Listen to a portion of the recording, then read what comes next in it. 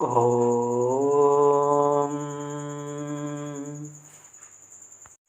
புத்தகம் படிப்போமா பகுதியில் மகாபாரதம் பகுதி 10. புத்தகம் வாசிப்பது உங்கள் கோவிந்தராஜ் சுப்பிரமணி.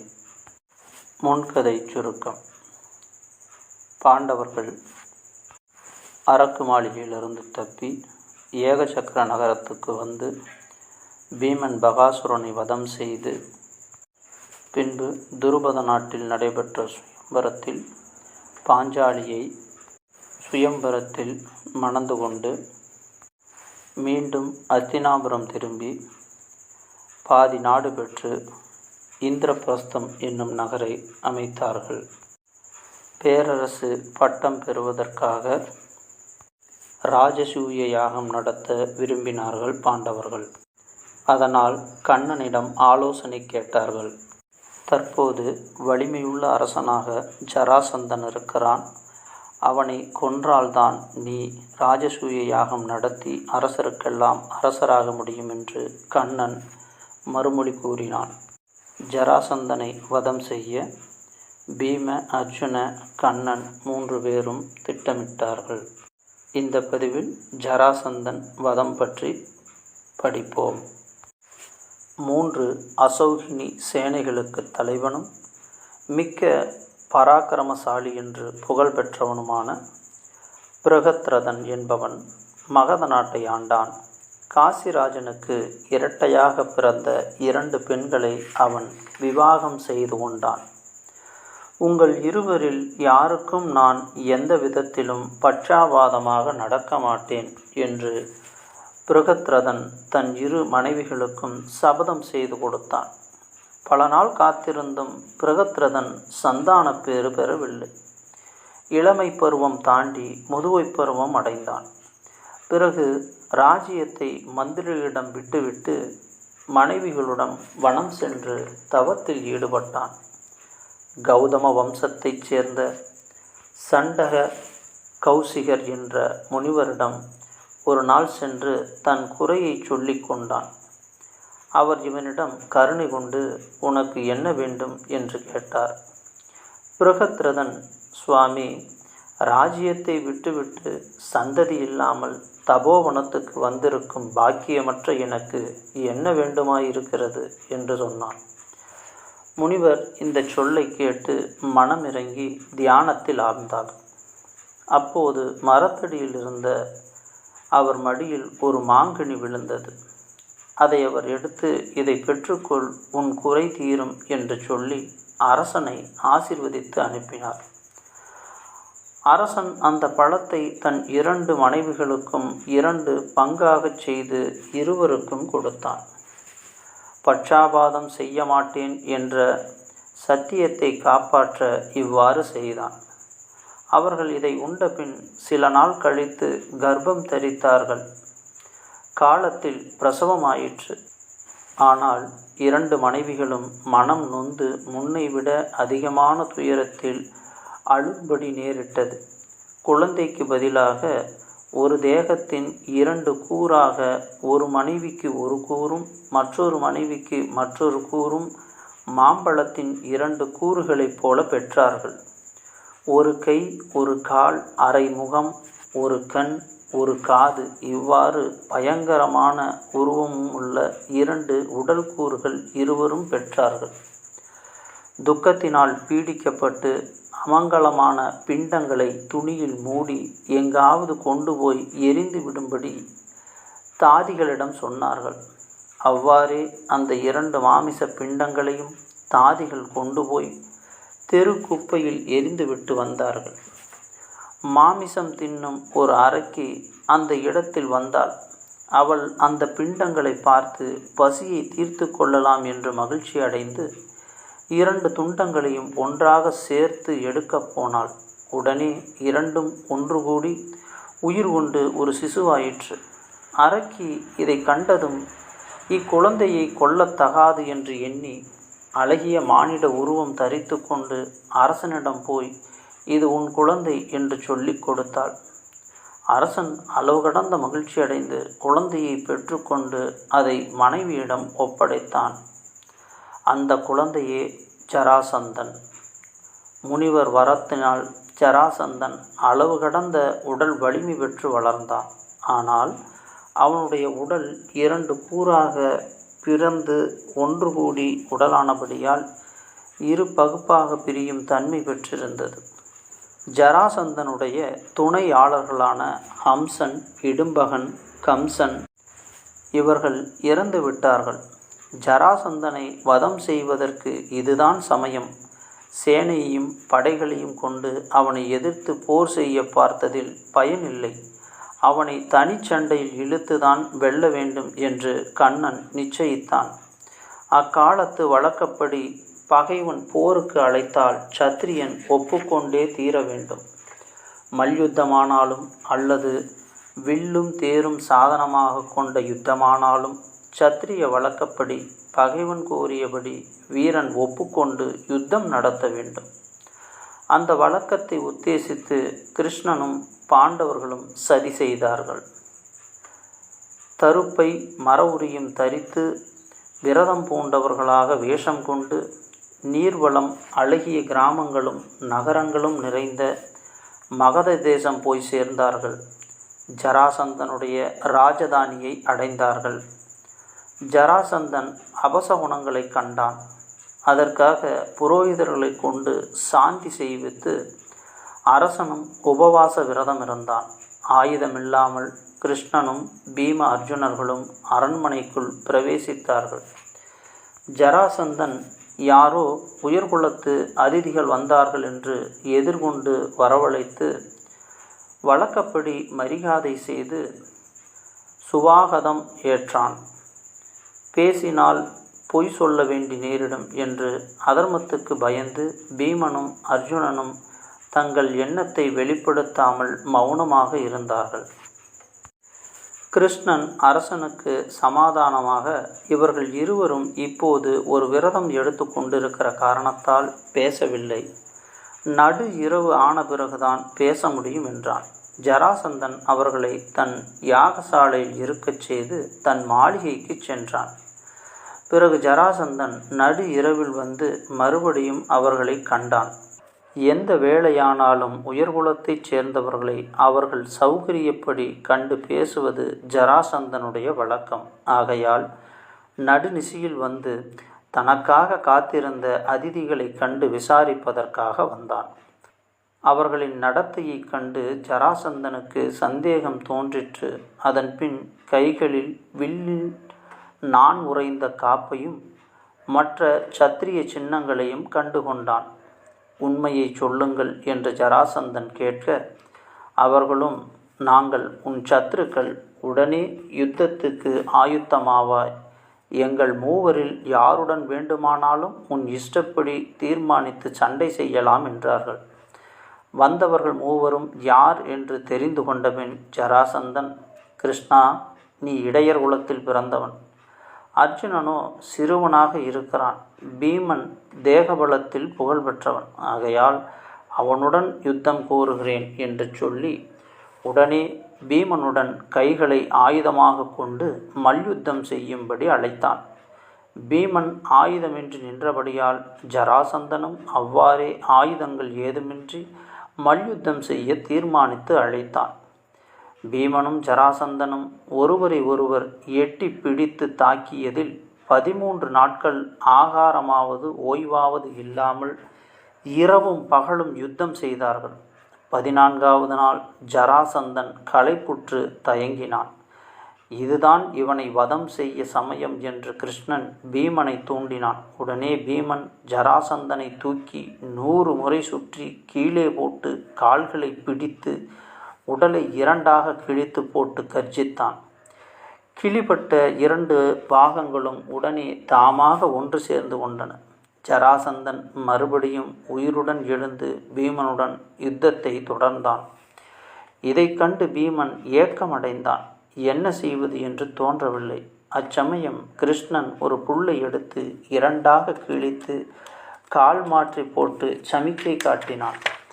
பீமசேனன் இதனை உடனே புரிந்து கொண்டு மறுபடியும் ஜராசந்தனை 2ஆக கிழித்து அப்படியே போடாமல் கால் மாற்றி போட்டு எறிந்தான். கிழிபட்ட துண்டங்கள் ஒன்றுடன் ஒன்று கூட முடியாமல் உயிரற்று கிடந்தான். ஜராசந்தன் மாண்டான். சிறைப்பட்ட அரசர்களை விடுவித்து ஜராசந்தனுடைய குமாரன் சகாதேவனுக்கு ராஜ்யாபிஷேகம் செய்துவிட்டு கிருஷ்ணனும் பீம அர்ஜுனர்களும் ஊர் திரும்பினார்கள். அதன் பின்பு பாண்டவர்களை எதிர்ப்பவர்கள் யாரும் இல்லாமல் திக்விஜயம் செய்து ராஜசூய யாகத்தை சிறப்பாக நடத்தி வைத்தார்கள். யுதிஷ்டன் ராஜாதிராஜன் என்ற பதவியை அடைந்தான்.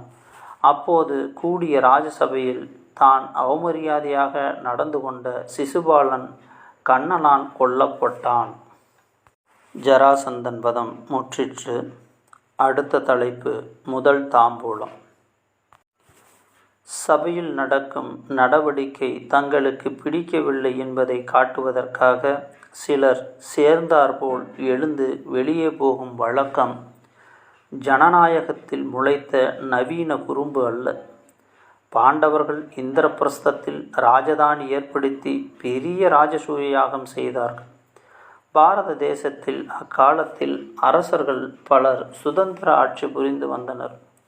ஒரு தர்மம், ஒரு பண்பாட்டையே எல்லோரும் பின்பற்றி வந்தபோதிலும் ஒரு அரசனுடைய தேசத்திலும் ஆட்சியிலும் மற்றொருவன் பிரவேசிக்க மாட்டான். ஆனால் அவ்வப்போது யாராவது ஒரு பராக்கிரமசாலியான அரசன் நாடு முழுவதும் தூது அனுப்பி ராஜாதி ராஜனாக இருக்க மற்ற அரசர்களிடம் அனுமதி பெறுவான். அநேகமாக யுத்தமும் கலவரமும் இல்லாமலேயே முடியும். அனுமதி பெற்ற பிறகு ஒரு பெரிய ராஜசூய யாகம் செய்வான். எல்லா ராஜாக்களும் யாகத்திற்கு வந்து மகாராஜனுடைய பேராட்சியை ஒப்புக்கொண்டு ஊர் திரும்புவார்கள். இந்த வழக்கப்படி ஜராசந்தன் கொல்லப்பட்ட பிறகு பாண்டவர்கள் ராஜாக்கள் எல்லோரையும் கூப்பிட்டு ராஜசூய யாகம் நடத்தினார்கள். அழைப்புக்கு இணங்கி சபைக்கு வந்தவர்களுக்கு மரியாதை செய்யும் சமயம் வந்தது. யாருக்கு முதல் மரியாதை என்ற கேள்வி பிறந்தது. தர்மபுத்திரன் விருத்தனான பீஷ்மரை கேட்டான். கிழவனார் துவாரகாபுரி அரசனான கண்ணனுக்கு அக்கிர பூஜை செய்ய வேண்டும் என்று அபிப்பிராயம் கொடுத்தார். இதை ஒப்புக்கொண்டு தர்மபுத்திரன் ஏவியபடி தம்பி சகாதேவன் பசு, அர்க்கியம், மதுவர்க்கம் இவைகளை முறைப்படி ஸ்ரீ கிருஷ்ணனுக்கு சமர்ப்பித்தான். இவ்வாறு வாசுதேவனை கௌரவித்தது சேதி தேசத்து ராஜாவான சிசுபாலனுக்கு கொஞ்சம் கூட பிடிக்கவில்லை. அவன் ஒரு பெரும் சிரிப்பு சிரித்துவிட்டு, இது வியப்புக்கு உரிய அநியாயமாக இருக்கிறது. ஆனால் இதில் வியப்பென்ன? ஆலோசனை கேட்டவன் ஒரு முறைகட்ட முறையில் பிறந்தவன். குந்தி தேவியின் புத்திரர் பாண்டு ராஜாவின் மக்கள் அல்ல என்பதை சொல்லி இகழ்ச்சி செய்கிறான். ஆலோசனை சொன்னவனோ எப்போதும் தாழ்ந்த இடத்தையே தேடி ஓடும் தாயின் வயிற்றில் தோன்றியவன். பீஷ்மருடைய தாய் கங்காதேவி நதி மேட்டிலிருந்து தாழ்ந்த இடத்தை தேடி ஓடுமல்லவா? இதை வைத்து ஏளனம் செய்கிறான். அக்கிர பூஜை செய்த சகாதேவனும் ஒழுங்கு பிறழ்ந்த பிறப்புடையவன்தானே. மரியாதையை அங்கீகரிக்கிறவனோ மாடு மேய்க்கிற குளத்தில் வளர்ந்த மூடன். இந்த முறை தவறிய நடவடிக்கையை பார்த்து கொண்டிருக்கும் சபையோர்கள் ஊமைகள். யோகியர்களுக்கு இங்கு இடமில்லை என்று சொன்னான். சபையில் சிலர் கோபத்துடன் சிசுபாலனுடன் சேர்ந்து சிரித்தார்கள். அதனால் உற்சாகமடைந்த சிசுபாலன் மறுபடியும் யுதிஷ்டனை பார்த்து சொன்னான். சபையில் எத்தனையோ அரசர்கள் இருக்க நீ கிருஷ்ணனுக்கு முதல் மரியாதை செய்தாயே. ஒருவனுக்கு செய்ய வேண்டிய மரியாதையை செய்யாமல் இருப்பதும் செய்ய வேண்டியதற்கு மேல் அதிகமாக ஒருவனுக்கு செய்வதும் இரண்டும் பெரும் குற்றமல்லவா? ராஜாதி ராஜனாக விரும்புகிற உனக்கு இது தெரியாமல் போயிற்றே. கோபவேசமாக இன்னும் சொல்லிக்கொண்டே போனான். சபையில் எவ்வளவு மகான்கள் இருக்கிறார்கள், எத்தனை ராஜாக்கள் வீற்றிருக்கிறார்கள். இவர்கள் எல்லோரையும் விட்டுவிட்டு அரசர்களுக்குரிய மரியாதையை அரசன் இல்லாத இந்த மாடு மேய்ப்பவனுக்கு கொடுத்தாயே. கண்ணன் தகப்பனார் வாசுதேவன். அவன் ராஜா உக்கிரசேனுடைய காரியத்தன். ஆகையால் கண்ணன் ராஜகுலத்தில் பிறந்த அரசகுமாரன் அல்ல என்பது என்னுடைய ஆட்சேபனை. உனக்கு தேவகி புத்திரனிடம் பச்சாதாபம் இருந்தால் அதை காட்டுவதற்கு இதுதான் சமயமா? பாண்டு வம்சத்தாருக்கு இது தகாது. பாண்டு புத்திரர்களே, நீங்கள் சிறுவர்கள். ராஜசபை நடத்தும் முறை உங்களுக்கு தெரியவில்லை. இந்த கிழவனான பீஷ்மன் தவறான யோசனை சொல்லி உங்களை பெரும் குற்றத்தில் தள்ளினான். கிருஷ்ணன் ஒரு தேசத்து அரசன் அல்ல. தர்மராஜனே, ராஜாக்களுடைய சபையில் அவனுக்கு எவ்வாறு நீ அக்கிர பூஜை தரலாம்? வயதிலாவது மூத்தவனா? அதுவும் இல்லை. அவனுடைய தகப்பனார் வாசுதேவன் இருக்க மகனுக்கு இந்த மரியாதை பெற அதிகாரம் ஏது? அல்லது இவன் உனக்கு ஆசாரியனா? ஆசாரியர் துரோணர் இங்கே சபையில் இருக்கிறாரே. ஒருவேளை இந்த கிருஷ்ணன் யாகம் செய்வதில் நிபுணன் என்று ராஜசூய யாகத்தில் இவனுக்கு அக்கிர பூஜை தந்தாயோ? துவைபாயன வியாசர் சபையில் இருக்கிறாரே, அவரல்லவா யாகங்கள் நடத்தும் பெரியோர்களில் முதல்வர். இந்த முதல் மரியாதை உன் குலத்தில் விருத்தாப்பியமடைந்த பீஷ்மனுக்கே செய்திருந்தாலும் ஒருவாறு சமாதானமாகலாம். உங்கள் குலகுரு கிருபாச்சாரியார் சபையில் இருக்க வீரனும் சர்வசாஸ்திர விசாதாரருமான அஸ்வத்தாமர் சபையில் இருக்க அவர்களை மறந்து நீ எப்படி அக்கிர பூஜைக்கு கிருஷ்ணனை தேர்ந்தெடுத்தாய்? அரசர்களுக்கு அரசனான துரியோதனன் இருக்கிறானே, பரசுராமனின் சீடன் கர்ணன் இருக்கிறானே, அவனல்லவா ஜராசந்தனை தனியாக எதிர்த்து வெற்றியும் புகழும் பெற்ற வீரன். அவனை விட்டுவிட்டு சபையில் முதல் மரியாதைக்கு இந்த கிருஷ்ணனை தேர்ந்தெடுத்தாயே. வயதிலும் முதியவன் அல்ல, ஒரு தேசத்துக்கு அரசனும் அல்ல, யாக பயிற்சி பெற்றவனும் அல்ல. வெறும் பச்சாபாதத்தினால் இவனுக்கு அக்கிர பூஜை தந்தாய். அரசர்களையும் பெரியோர்களையும் இப்படி அவமதிக்கவே நீ எல்லோரையும் அழைத்து சபை கூட்டினாயா? அரசர்களே, குந்தி புத்திரன் தர்மன் நாம் ராஜாதி ராஜாவாக ஒப்புக்கொண்டது அவன் பராக்கிரமத்தை கண்டு பயந்து போயல்ல, அவனுடைய தயையை சம்பாதித்து லாபமடையவும் அல்ல. அவன் விரோதத்தை கண்டு பயந்தும் அல்ல. தர்மமே பிரதானமாக கொண்டு ராஜ்ய பரிபாலனம் செய்கிறான் என்று அவன் சொன்னதை கேட்டு நாம் அவனை கௌரவித்தோம். இப்போது நம்மையெல்லாம் அவமதித்து விட்டான்.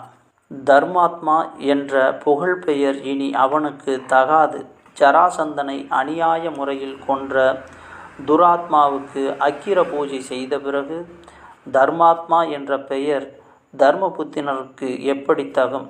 கயவன் என்றுதான் இனி அவனை சொல்ல வேண்டும். ஏ கிருஷ்ணனே, இந்த பாண்டவர்கள்தான் சுயநலத்தை கருதி முறையை புறக்கணித்து உனக்கு மரியாதை செய்கிறார்கள். ஆனால் நீ எப்படி ஒப்புக்கொள்ளலாம்? உனக்கு தெரியாமல் போயிற்றா? தரையில் சிந்திய அவி உணவை யாரும் கவனிக்காமல் இருந்தால் ஒரு நாய் தின்று விடுவது போல உனக்கு பொருத்தமாகாத மரியாதையை நீ ஒப்புக்கொண்டாய். உன்னை பரிகசிக்கத்தான் இந்த விளையாட்டை நடத்தி இருக்கிறார்கள் என்று நான் உனக்கு சொல்லுகிறேன். உண்மையில் இந்த நாடகம் உன்னை கௌரவிக்கவென்று நடத்தப்படவில்லை. இது உனக்கு தெரியவில்லை. கண்ணில்லாத குருடனுக்கு சௌந்தரியமான பொருளை காட்டுவது போலும், ஆண் தன்மை இல்லாதவனுக்கு விவாகம் செய்து கொடுப்பது போலும், ராஜ்யமில்லாத உனக்கு அரசருக்குரிய இந்த மரியாதையை செய்து பரிகசிக்கிறார்கள். ராஜாதி ராஜாவாக விரும்பும் தர்மபுத்திரனுடைய உண்மை பான்பையும் இப்போது கண்டுகொண்டோம். பீஷ்மருடைய உண்மை பான்பும் வெளியாயிற்று. வாசுதேவன் எத்தகையோன் என்பதும் கண்டுகொண்டோம். எல்லாம் ஒரே அழகு. இவ்வாறு சிசுபாலன் கடுமையான சொற்பொழிவு நிகழ்த்திவிட்டு ஆசனத்திலிருந்து எழுந்து மற்ற ராஜாக்களை பார்த்து, வாருங்கள் வெளியே என்று சொல்லி அவர்களை கூட்டிக் கொண்டு சபையிலிருந்து வெளியே சென்றான். யுதிஷ்டன் வெளியே போனவர்களை பின்தொடர்ந்து ஓடினான். ஓடி அவர்களை சமாதானம் செய்து மதுரமாகவும் சாந்தமாகவும் பேசினான். ஆனால் அவனுடைய முயற்சி பயன் பெறவில்லை, சமாதானமாகவில்லை. சிசுபாலனுடைய அகம்பாவம் அதிகரித்து கொண்டே போயிற்று. பிறகு கண்ணனுக்கும் சிசுபாலனுக்கும் பெரும் போர் நடந்தது. துஷ்டனான சிசுபாலன் கண்ணனால் வதம் செய்யப்பட்டான். ராஜசூயம் நடந்து யுதிஷ்டன் ராஜாதிராஜா பதவியை பெற்றான். முதல் தாம்பூலம் அத்தியாயம் முற்றிற்று. அடுத்தது சகுனியின் பிரவேசம். இந்திரபிரஸ்த நகரத்தில் பாண்டவர்கள் நடத்திய ராஜசூய யாகம் முடிந்தது. வந்திருந்த அரசர்களும் மற்ற பெரியவர்களும் விடைபெற்று கொண்டு திரும்பினார்கள். வியாசரும் அரசனிடம் சொல்லி போக வந்தார். தர்மபுத்திரன் எழுந்து முனிவருக்கு ஆசனம் அளித்து பூஜித்து பக்கத்தில் உட்கார்ந்தான். குந்தி புத்திரனே, பெறுதற்கு அரிய சாம்ராஜ்ய பதவியை அடைந்தாய். கௌரவகுலம் உன்னால் பெருமை அடைந்தது. நான் போவதற்கு விடை கொடுப்பாயாக என்றார் முனிவர். குலத்துக்கு பிதாமகரும் குருவுமான வியாசரின் காலை தொட்டு தர்மபுத்திரன், குருவே, என் சந்தேகத்தை தீர்க்கக்கூடியவர் நீங்கள்தான். மிகவும் கொடிய உத்பாதங்களை காண்பதாக பெரியோர்கள் சொல்கிறார்கள். அதாவது உத்பாதங்கள் என்றால் தீய சகுனங்கள். அவற்றின் பயன் சிசுபாலனுடைய மரணத்தினால் தீர்ந்து போயிற்றா அல்லது இன்னும் கவலைக்கு இடம் உண்டா என்று கேட்டான். தர்மபுத்திரருடைய கேள்விக்கு வியாச பகவான் சொன்னார், அப்பனே, 13 வருஷ காலம் கஷ்டங்கள் நேரும்.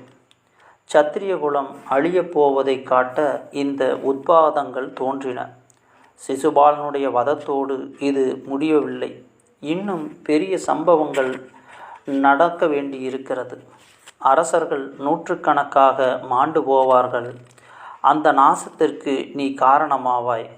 உன் பங்காளிகளையும் நீயும் உன் சகோதரர்களும் பகைமை கொண்டு சத்திரிய வம்சத்திற்கு நாசம் தரும்படியான மகா யுத்தம் உண்டாகும். காலத்தின் பயனாக வரும் விதியை யாரும் விளக்க முடியாது. மனம் கலங்காமல் தைரியமாக இருப்பாயாக. நான் போய் வருகிறேன். புலன்களை அடக்கி நிலை தவறாமல் ஜாக்கிரதையாக இருந்து கொண்டு ராஜ்ய பரிபாலனம் செய்வாயாக என்று ஆசீர்வதித்தார். வியாசர் தர்மபுத்திரனுக்கு சொன்ன விஷயத்தை கொஞ்சம் சிந்திப்போம். கதைகளில் மீண்டும் மீண்டும் விதிப்படி நடக்கக்கூடிய விஷயங்களை எவ்வாறு தாண்டி செல்வது என்பதற்கான சூட்சமங்களை தான் சொல்லிக்கொண்டே வருகிறார்கள். பருவத்துக்கு தகுந்தது போல் காலம் எவ்வாறு மாறிக்கொண்டே இருக்குமோ அதுபோல ஒருவர் வினைக்கு தகுந்தது போல் அவர்களுக்குண்டான சூழ்நிலைகளும் வந்து கொண்டே இருக்கும்.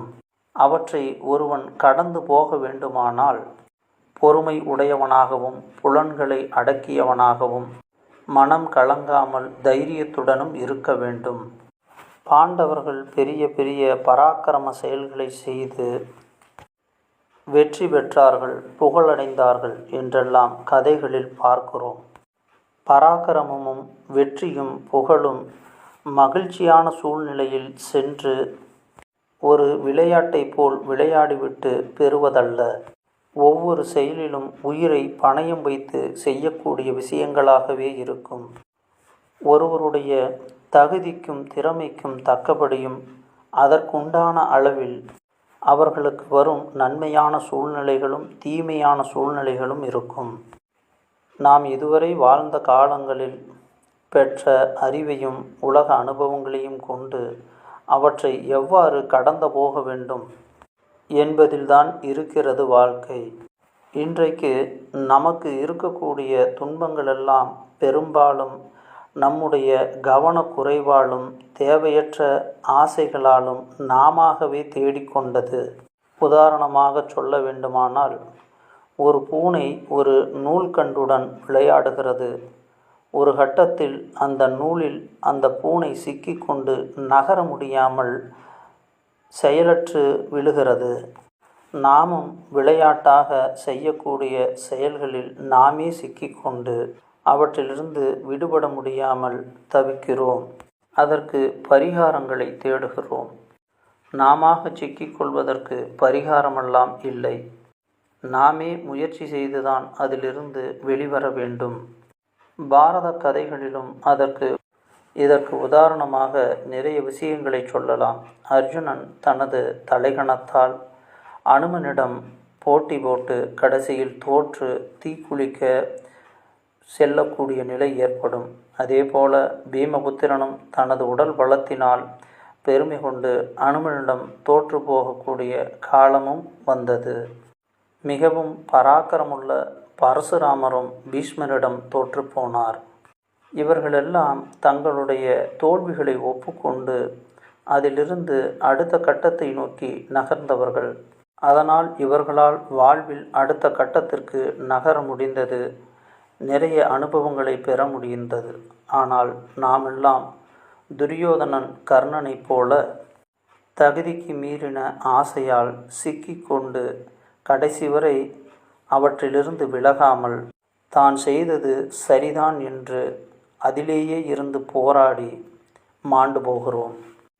வேதங்களை தொகுத்த வியாசரே பாண்டவர்களுக்கு கூறும் அறிவுரை என்னவென்றால், காலம் உங்களுக்கு சாதகமாக இல்லை, அதனால் பொறுமையுடனும் மனதைரியத்துடனும் புலன்களை அடக்கியவனாக இருந்து மான அவமானங்களை தாண்டி வாழ்க்கையில் வெற்றி பெறு என்றுதான் கூறுகிறார். வியாசர் பாண்டவர்களுக்கு சொன்ன பரிகாரம் என்னவென்றால், தர்மப்படி நடந்து வரக்கூடிய சூழ்நிலைகளை ஏற்றுக்கொண்டு போகக்கூடிய மனோநிலையும் மனோதைரியத்தையும் உடல் வலிமையையும் பொறுமையையும் கொடுக்க இறைவனை பிரார்த்தனை செய் என்பதே. கோவில்களுக்கு சென்று வழிபட்டால் உடனே எல்லாம் மாறிவிடும் என்று அவர் சொல்லவில்லை. பாண்டவர்களும் தாங்களே உருவாக்கி கொண்ட பிரச்சனைகளுக்கு தாங்களே தண்டனையை அனுபவித்து கொண்டார்கள். அதுவும் கதைகளில் வரும். ஆகவே ஒவ்வொரு செயலுக்கும் சமமான எதிர்வினை என்று ஒன்று உண்டு. அதிலிருந்து யாரும் தப்பிக்க முடியாது. மகாபாரதம் முழுக்க இது போன்ற சம்பவங்கள்தான் நமக்கு நினைவூட்டி கொண்டே வரும். இந்த பதிவின் தொடர்ச்சியை அடுத்த பகுதியில் காண்போம். நான் உங்கள் கோவிந்தராஜ் சுப்பிரமணி. நன்றி, வணக்கம்.